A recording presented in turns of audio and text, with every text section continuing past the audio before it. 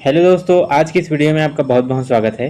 तो आज की इस वीडियो में देखने वाले हैं हिंदी से टॉप 50 एमसीक्यू क्वेश्चंस, जो कि हाल ही में जितने भी एग्ज़ाम होने वाले हैं, व्यापम से हो, पीएससी से हो या अन्य कोई भी एग्ज़ाम, जैसे सीजीएसआई शिक्षक भर्ती, सी टेट, सीजी टेट या पंडित सुंदरराज शर्मा में डीएड बीएड के एग्ज़ाम होने वाला है, सभी के लिए इंपॉर्टेंट होने वाला है। तो इस वीडियो को लास्ट तक जरूर देखना और अपने दोस्तों को भी शेयर कर देना।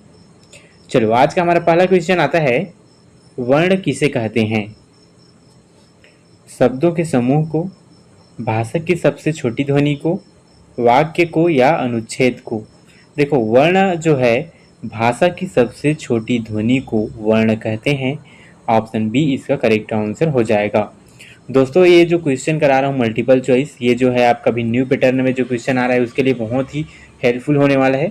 तो ऐसे ज़्यादा से ज़्यादा वीडियो आप लोग देखो, ठीक है।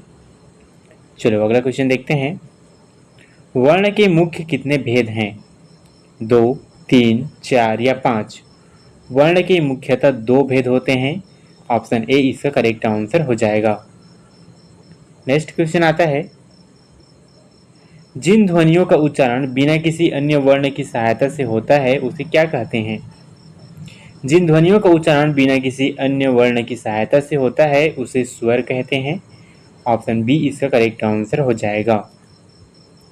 नेक्स्ट क्वेश्चन आता है, जिन वर्णों के उच्चारण में स्वर की सहायता लेनी पड़ती है वे क्या कहलाते हैं? स्वर, व्यंजन, मात्रा या विराम चिन्ह? जिन वर्णों के उच्चारण में स्वर की सहायता लेनी पड़ती है उसे व्यंजन कहते हैं, व्यंजन कहलाता है। ऑप्शन बी इसका करेक्ट आंसर हो जाएगा। नेक्स्ट क्वेश्चन आता है, उच्चारण के आधार पर स्वर कितने प्रकार के होते हैं? 2, 3, 4 या 5? उच्चारण के आधार पर स्वर जो हैं 3 प्रकार के होते हैं। ऑप्शन बी इसका करेक्ट आंसर हो जाएगा। नेक्स्ट क्वेश्चन आता है, कम समय में बोले जाने वाले स्वर क्या कहलाते हैं? कम समय में बोले जाने वाले स्वर जो हैं ह्रस्व स्वर कहलाते हैं। ऑप्शन सी इसका करेक्ट आंसर हो जाएगा। नेक्स्ट क्वेश्चन आता है, ह्रस्व स्वर का उच्चारण कितनी मात्रा का होता है? 1 मात्रा, 2 मात्रा, 3 मात्रा या 4 मात्रा? ह्रस्व स्वर का उच्चारण जो है 1 मात्रा में होता है। ऑप्शन ए इसका करेक्ट आंसर हो जाएगा। नेक्स्ट क्वेश्चन आता है, निम्न में से कौन सा ह्रस्व स्वर है? आ, ई, उ या ए? इनमें से उ, छोटे उ जो है आपका ह्रस्व स्वर होता है। ऑप्शन सी इसका करेक्ट आंसर हो जाएगा। नेक्स्ट क्वेश्चन आता है, दीर्घ स्वर का उच्चारण क्या होता है? 1 मात्रा वाला, 2 मात्रा वाला, 3 मात्रा वाला या 4 मात्रा वाला? देखो, दीर्घ स्वर का उच्चारण जो होता है 2 मात्रा वाला होता है और ह्रस्व स्वर का होता है 1 मात्रा वाला, ठीक है। ह्रस्व माने छोटा होता है, दीर्घ माने बड़ा होता है, इसलिए दीर्घ स्वर जो का मात्रा होता है 2 मात्रा वाला होता है, ठीक है। ऑप्शन बी इसका राइट आंसर हो जाएगा। नेक्स्ट क्वेश्चन आता है, निम्न में से कौन सा दीर्घ स्वर है? ई, उ, ए या री? तो इनमें से ए जो है आपका दीर्घ स्वर है। ऑप्शन सी इसका करेक्ट आंसर हो जाएगा। चलो अगला क्वेश्चन आता है, प्लुत स्वर का उच्चारण क्या होता है? 1 मात्रा वाला, 2 मात्रा वाला, 3 मात्रा या आधी मात्रा? प्लुत स्वर का उच्चारण जो है 3 मात्रा वाला होता है। ऑप्शन सी इसका करेक्ट आंसर हो जाएगा। देखो, ह्रस्व स्वर का 1 मात्रा, दीर्घ स्वर का 2 मात्रा, प्लुत स्वर का 3 मात्रा, याद रखेंगे इसको, ठीक है। चलो, निम्न में से प्लुत स्वर का उदाहरण क्या है? अ, ओम, छोटे उ या री? इनमें से ओम जो है प्लुत स्वर का उदाहरण है, जो कि 3 मात्रा लगा हुआ है। ऑप्शन बी इसका राइट आंसर हो जाएगा। नेक्स्ट क्वेश्चन आता है, अ किस प्रकार का स्वर है? अ जो है आपका ह्रस्व स्वर है जी, क्योंकि इसमें 1 मात्रा लगा हुआ है, ठीक है। ऑप्शन सी इसका राइट आंसर हो जाएगा। नेक्स्ट क्वेश्चन आता है, ई किस प्रकार का स्वर है? ह्रस्व, दीर्घ, प्लुत या अयोगवा? बड़ा ई जो है आपका दीर्घ स्वर है। ऑप्शन बी इसका राइट आंसर हो जाएगा। नेक्स्ट क्वेश्चन आता है, ओ किस प्रकार का स्वर है? ह्रस्व, दीर्घ, प्लुत या संयुक्त? ओ जो है आपका दीर्घ स्वर है। ऑप्शन बी इसका राइट आंसर हो जाएगा। नेक्स्ट क्वेश्चन आता है, री का उच्चारण समय क्या है? एक मात्रा, दो मात्रा, तीन मात्रा या चार मात्रा? री का उच्चारण समय जो है आपका एक मात्रा है। ऑप्शन ए इसका राइट आंसर हो जाएगा। नेक्स्ट क्वेश्चन आता है, स्वर का अंग्रेजी नाम क्या होता है? लेटर, वॉवेल, कॉन्सोनेंट या साउंड? स्वर का अंग्रेजी नाम वॉवेल होता है और वहीं व्यंजन का बोले तो कॉन्सोनेंट होता है। ठीक है, ऑप्शन बी इस प्रकार राइट आंसर हो जाएगा। नेक्स्ट क्वेश्चन आता है, व्यंजन का अंग्रेजी नाम क्या है? देखो, व्यंजन का अंग्रेजी नाम होता है कॉन्सोनेंट। ठीक है, हम लोग व्यंजन को अंग्रेजी में कॉन्सोनेंट बोलते हैं और स्वर को हम लोग वॉवेल बोलते हैं। इस प्रकार ऑप्शन सी इसका राइट आंसर हो जाएगा। नेक्स्ट क्वेश्चन आता है, निम्न में से कौन सा व्यंजन है? अ, उ, क या ए? इनमें से क जो है एक व्यंजन शब्द है। ऑप्शन सी इसका राइट आंसर हो जाएगा। नेक्स्ट क्वेश्चन आता है, निम्न में से कौन सा स्वर नहीं है? ओ, क, ई या आ? इनमें से क जो है आपका स्वर नहीं है। ऑप्शन बी इसका राइट आंसर हो जाएगा। नेक्स्ट क्वेश्चन आता है, दीर्घ स्वर ह्रस्व स्वर से कितने समय अधिक उच्चारित होता है?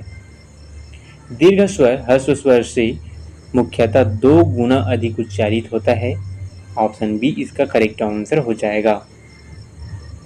नेक्स्ट क्वेश्चन आता है, प्लुत स्वर ह्रस्व स्वर से कितना अधिक समय लेकर बोला जाता है? 2 गुना, 3 गुना, 4 गुना या 5 गुना? देखो, प्लुत स्वर जो है ह्रस्व स्वर से लगभग 3 गुना समय अधिक लेकर बोला जाता है। ऑप्शन बी इसका करेक्ट आंसर हो जाएगा। नेक्स्ट क्वेश्चन आता है, निम्न में से कौन सा दीर्घ स्वर नहीं है? अ, ए, ई या ओ? इनमें से छोटी ई जो है आपका दीर्घ स्वर नहीं है। ऑप्शन सी इसका करेक्ट आंसर हो जाएगा। दीर्घ स्वर बोलने का मतलब है 2 मात्राओं वाला। ठीक है, जैसे कि इसमें अ में लगा है 2 मात्रा, ए इसमें 2 लगा है और ओ में भी 2 लगा हुआ है। ठीक है, इस प्रकार छोटी ई में मात्रा नहीं लगा है जो कि दीर्घ स्वर नहीं है। चलो, नेक्स्ट क्वेश्चन आता है, निम्न में से कौन सा ह्रस्व स्वर नहीं है? अ, ई, बड़े ई या उ? इनमें से ह्रस्व स्वर जो है आपका बड़े ई नहीं है क्योंकि एक से अधिक मात्रा लगा हुआ है। ठीक है, इस प्रकार ऑप्शन सी इसका करेक्ट आंसर हो जाएगा। नेक्स्ट क्वेश्चन आता है, स्वरों के प्रकार का आधार क्या है? लेखन, उच्चारण, लिंग या वचन? स्वरों के प्रकार का आधार जो है आपका उच्चारण है। जितने बार आप उच्चारण करोगे स्वरों का जो प्रकार है उस निखरता जाएगा। इस प्रकार ऑप्शन बी इसका करेक्ट आंसर हो जाएगा।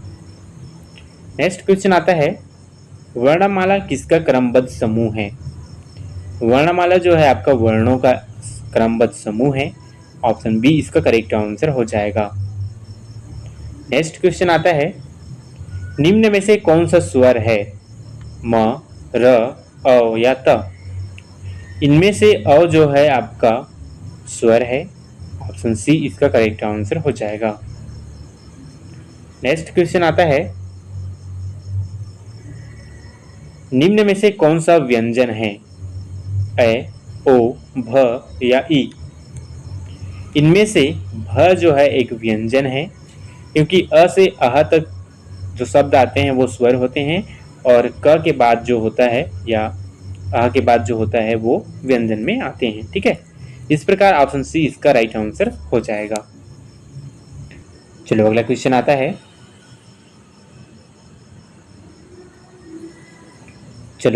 आता है, छोटा ऊ किस प्रकार का स्वर है? दीर्घ, प्लुत, ह्रस्व या संयुक्त स्वर? देखो, छोटा ऊ जो है आपका ह्रस्व प्रकार का स्वर है जिसमें एक मात्रा लगा होता है। ऑप्शन सी इसका करेक्ट आंसर हो जाएगा। नेक्स्ट क्वेश्चन आता है 30 नंबर का, बड़ा ऊ किस प्रकार का स्वर है? बड़ा ऊ जो है आपका दीर्घ प्रकार का स्वर है जिसमें दो मात्रा लगा हुआ है। ऑप्शन बी इसका करेक्ट आंसर हो जाएगा। नेक्स्ट क्वेश्चन आता है, ए का उच्चारण समय कितना होता है? ए मात्रा, एक मात्रा, दो मात्रा, तीन मात्रा या चार मात्रा? ए का उच्चारण समय मुख्यतः दो मात्रा वाला होता है। ऑप्शन बी इसका करेक्ट आंसर हो जाएगा। चलो अगला क्वेश्चन आता है 30 नंबर का।